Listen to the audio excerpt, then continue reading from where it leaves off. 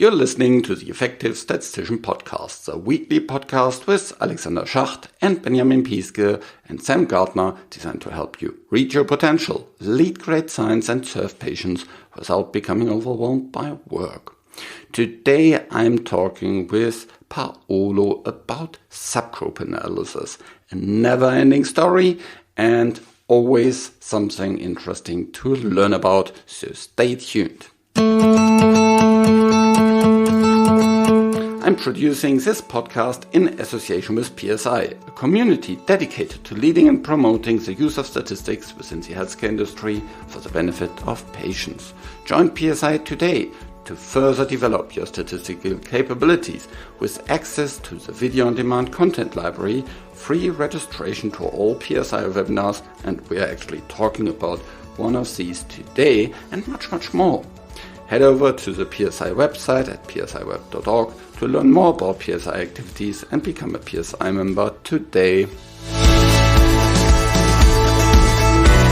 Welcome to a new episode of the Effective Statistician, and today I'm talking with Paolo about one of my favorite topics, subgroups in combination with data visualization. Hi Paolo, how are you doing? Well, Alexander, thanks for having me. Very good. Subgroup analysis is a really important topic. It comes up again and again and again. You want to understand subgroups for safety reasons. You want to understand subgroups for efficacy reasons. It's a common question in terms of how consistent your drug works across different subgroups, of whether there's a specific subgroup that stands out in terms of efficacy or safety. It gets even more complicated if you want to review it across multiple studies, for example.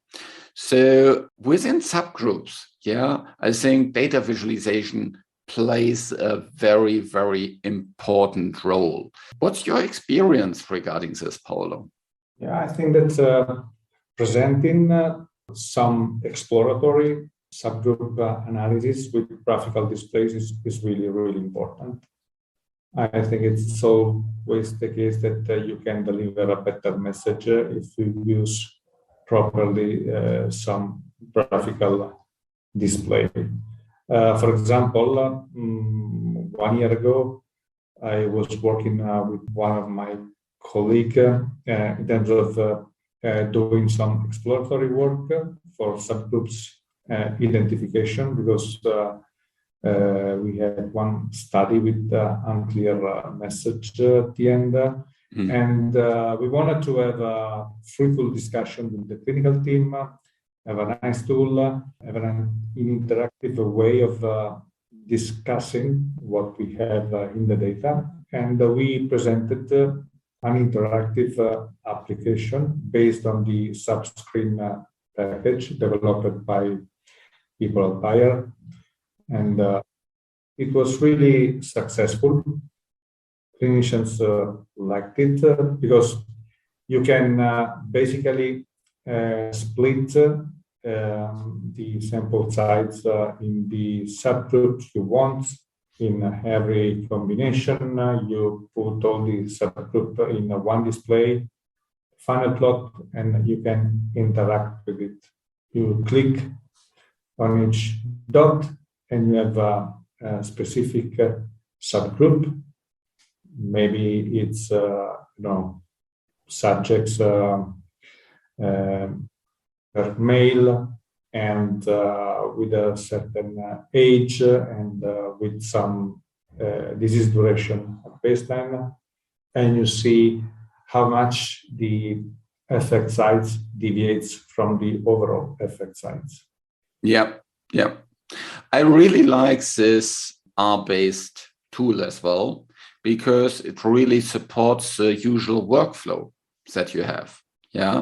By looking into subgroups more and more closely, and also more and more complex subgroups. You start maybe with subgroups that are just defined by one variable. Then you start into subgroups looking into, that combination of 2 or 3 and more variables. With this plot this funnel plot, you can really see kind of the relationship between the size of the subgroup and the effect within the subgroup.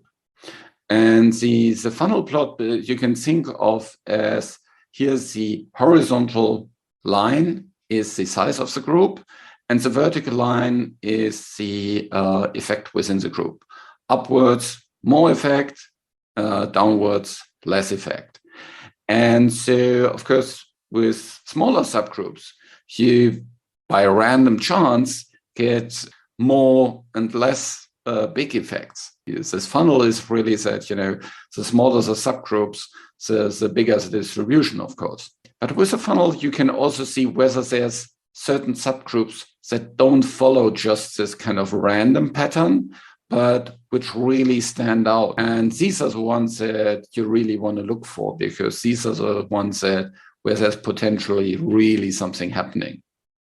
Yeah, I really like the idea, because, for example, the developers didn't want to put confidence intervals or p-values in the tool, because it meant just for exploratory purpose. And I think that it's also an educational tool for clinicians.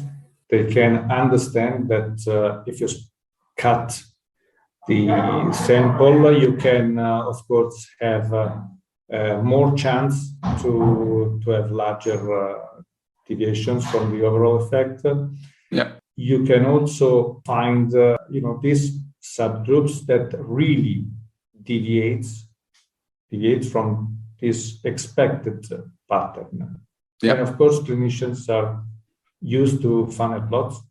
If you think about reporting biases, meta-analysis, they know that there is an expected pattern and some deviation from this expected pattern in the plot. Yeah. Yes, this kind of combination of different subgroups is a really, really interesting topic. Yeah. So of course if you have just two variables that you look into, you can think of a Venn diagram, with the two areas, and they overlap, then you get a nice description of it. But as soon as you have more than two, it gets really, really complex. And for that, you have in your presentation of your subgroup, in the subgroup webinars that recently happened and that was done by PSI on Wednesday of the 17th of November, you have shown a different plot. And to be honest, up to the point that someone mentioned it in a wonderful Wednesday webinar, I haven't known about this plot. So can you tell us a little bit more about this upset plot? Yeah, it's a really nice device in which I discussed the basic upset plot, in which you have the intersection between groups, and you have the sample size for example, control, harm, and treatment in terms of the sample size in each harm. So you can see the amount of patients you have for each of these intersections. And of course, you can have an extended version of this plot, including the effect size. So maybe you have a forest plot in the middle, and then you have the intersection on the left side of the forest plot, and on the right side, you have the amount of patients you have in each harm. So you can have a comprehensive overview of what you have in terms of the size, in terms of number of people, in terms of uncertainty in your effect size for this specific subgroup. So the original version of the upset plot was only with intersection between having or not having this particular condition for the subgroup definition.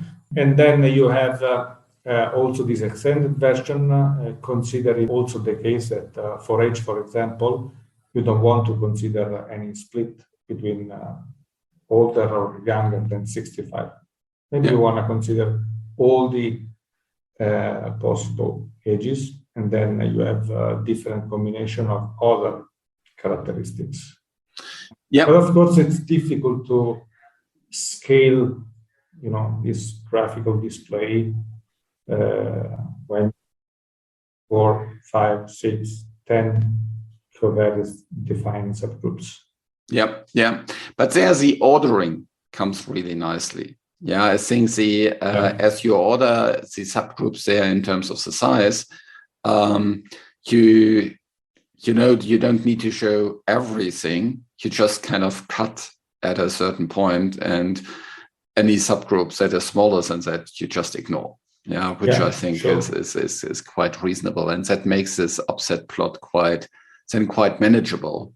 I think it's a plot that everybody should be aware about because it's really nice and helpful, and yet very much underused. You touched on another interesting point, and that is the continuous covariates, and looking there into subgroups. That's the dichotomization or the categorization of your covariate is kind of a little bit tricky, because of course we know that just because you turn 65, your biology doesn't dramatically change. Yeah, of course. You presented about the step approach to this. Can you tell a little bit about what that does? It's a nice way, among others, I would say, to display how you can have different size effects along the continuum of a biomarker of different characteristics. And of course, you need to have some kind of smoothing, in the sense that you need to adapt your analysis to the level of the covariate, trying to avoid this basic linear trend that doesn't maybe tell you all the story. So basically, you cut the sample size in different subgroups, which are neighboring. You started by, for example, you have 400 patients, and you start by considering 50 patients in each subgroup, and you start, and then you consider also the case that you can have an overlap between neighboring subgroups. You started from, for example, younger people with a median age of 45, and then you have another subgroup with the median age of 50, for example, and these two subgroups could overlap, for example, maximum 20 patients, for example. And you have the effect size for each of the subgroup. And of course, you have a confidence interval, which is basically calculated as always. And then you have also a simultaneous confidence interval, in the sense that you are taking into account that you are reusing the same data to some extent. So you get a really nice smoothing over the complete range of your covariate, and you then can very much easily see whether there's, for example, some kind of hockey-shaped curve, or whether there's some U-shaped curve, or any other relationship, and or whether it's really pretty stable, and some kind of linear regression really makes a lot of sense. I think that is a really nice graphical approach.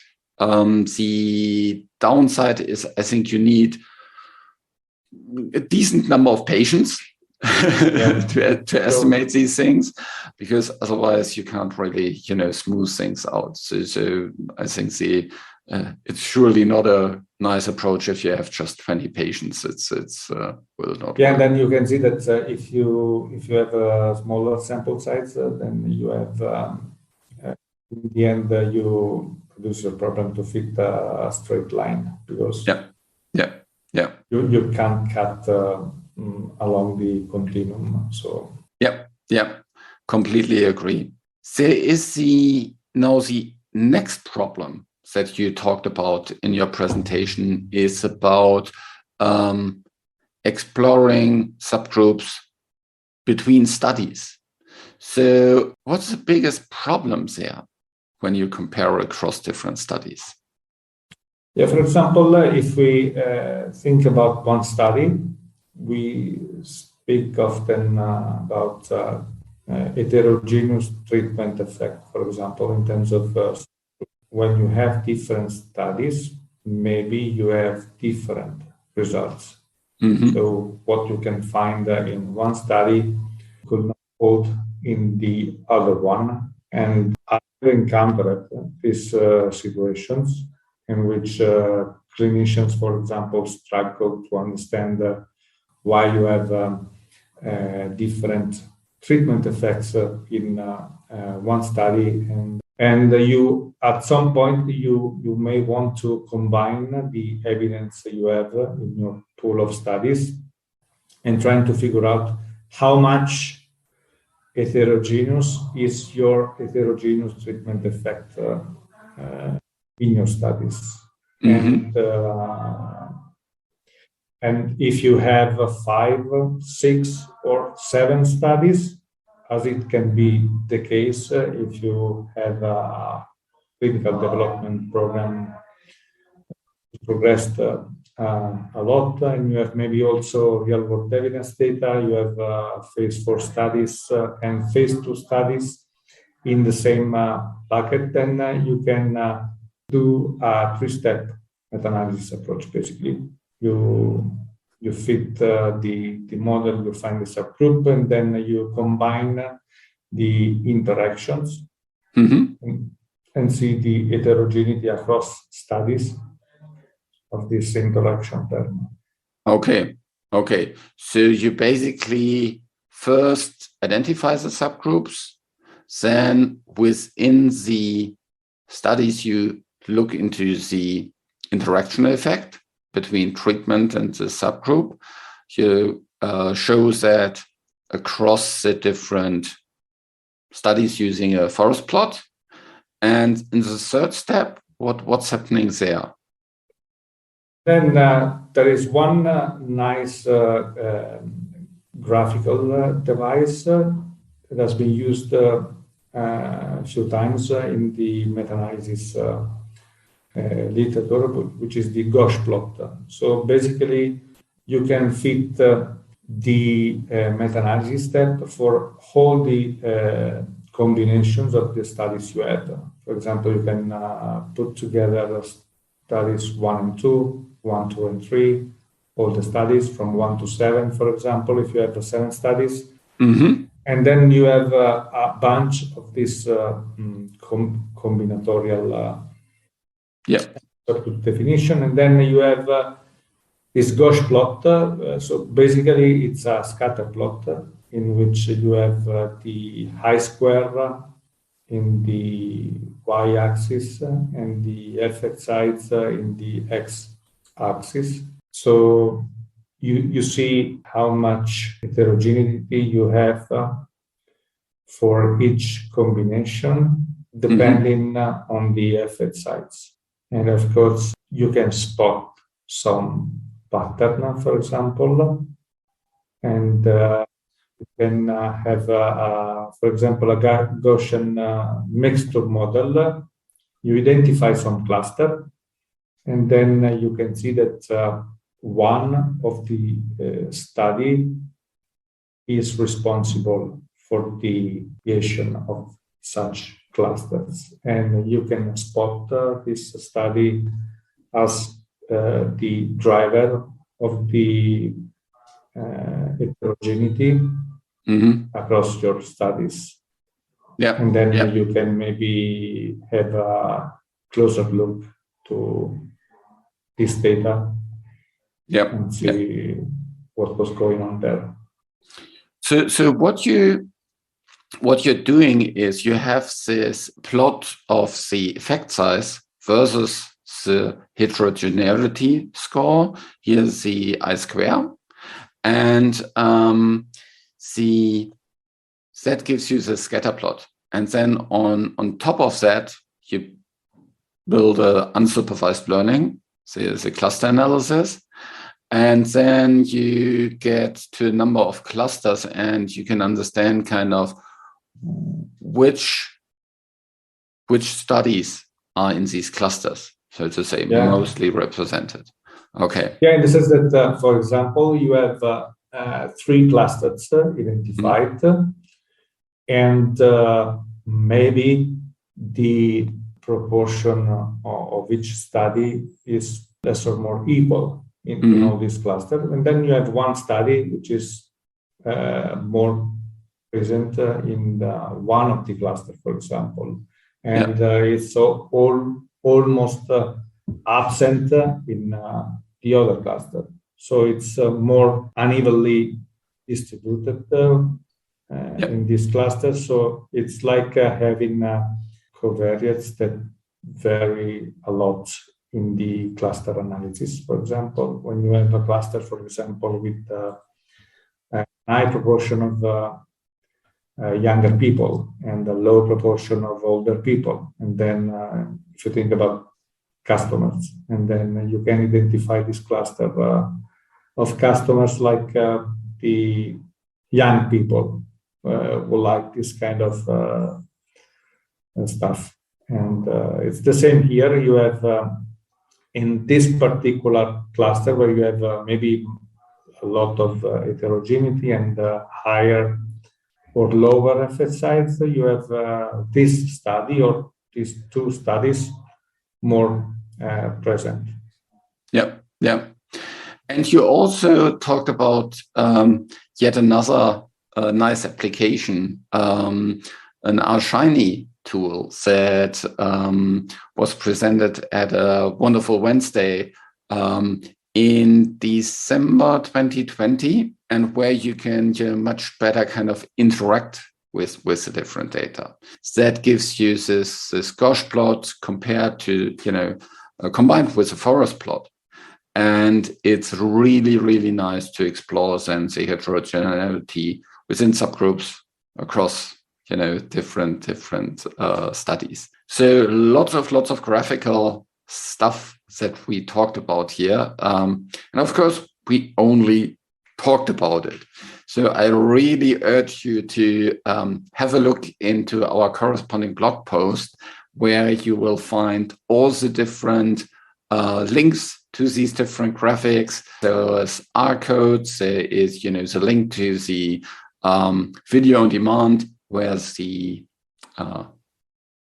you can, look to the complete webinar, also with the other interesting discussions about subgroups, and code stuff like this. So I think it's a huge, nice thing to look into these things in a visual way, because it's so much faster than looking across many different